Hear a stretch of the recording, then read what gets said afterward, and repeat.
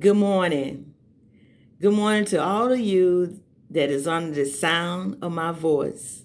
My name is Hilda, and I want to thank you for giving me the opportunity to present myself to you again. And I want to thank God, first of all, for allowing me to live to see another day. Thank God for encouraging me to complete this movie, and thank you, the thousands of you that had requested that I complete this movie. I have been working on it and I'm in the process of actually completing it, and I hope and pray to God that it be very soon. This movie is a true story of my life. Powerful, emotional, compelling, a mystery. Corporate America. A true story of my life. I didn't have to make it up. I didn't have to create anything. I just decided to tell the truth.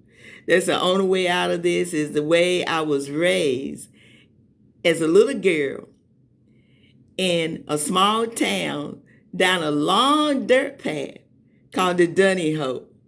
Yes, you heard it right. The Dunny Hole.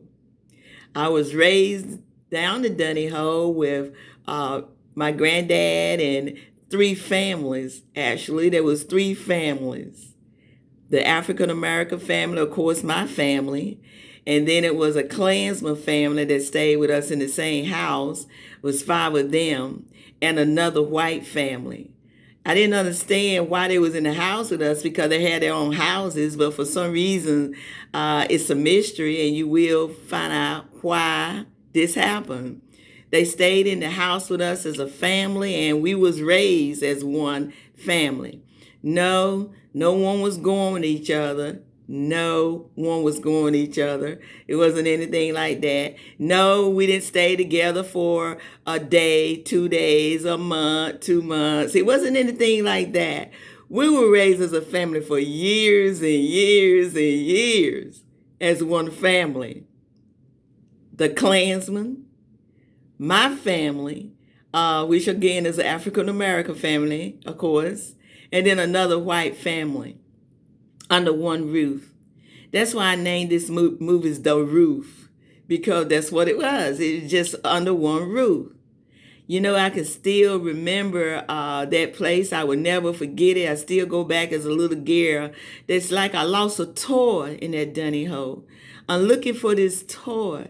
I keep going back year after year after year. It's like I left something there and I can't figure out what I lost. But at the end of this movie, or the series, you would see the toy. I finally located the toy that I had been looking for that were lost in the dunny hole.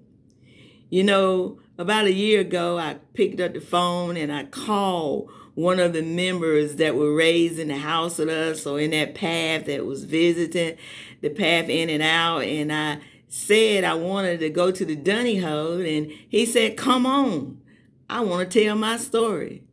So I have to admit, I was afraid. I was selling Rolls Royce and, at that time. And I said, oh my God, he wants me to come to the dunny hole. And I'm just a little afraid about this. But nevertheless, I went anyway. And as I traveled to that little town, nothing has changed. It's like time stood still as the Twilight Zone.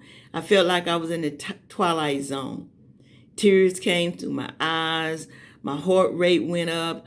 I just was afraid. And when I drove up, Mr. Freddie was sitting on the back of his pickup truck with his cowboy boots on. And he said, come on, Hilda, come on. And at that time, I was like, oh my.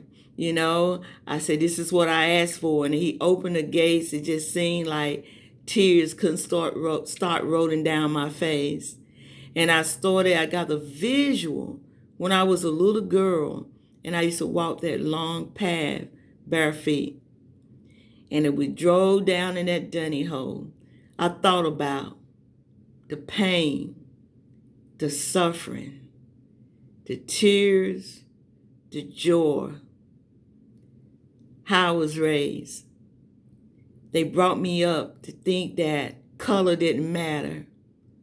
But as I became an adult in this world, down that little town, that little path, I realized that this movie has to be told. Thank you.